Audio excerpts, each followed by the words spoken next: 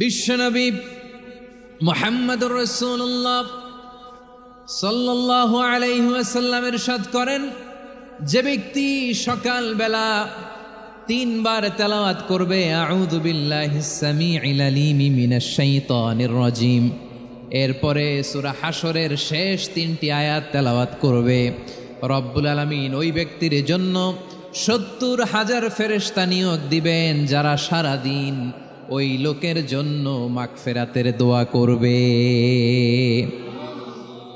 শুধু এখানেই শেষ নয়, বিশ্বনবী ফরমান ওয়া ইন মাতা ফি যালিকাল ইয়াউমি মাতা শাহীদান, ওই দিন যদি ওই ব্যক্তিটা ইন্তেকাল করে সে শহীদ হয়ে কিয়ামতের দিন আল্লাহর সামনে দাঁড়াবে।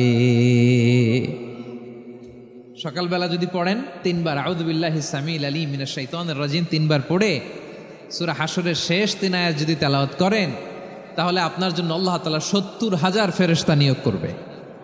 সারা দিন তারা আপনার জন্য মাগফিরাতের দোয়া করবে, আর ওই দিন ইন্তেকাল করলে আল্লাহ তাআলা শহীদ হিসেবে আপনাকে কিয়ামতের দিন দাঁড় করাবে।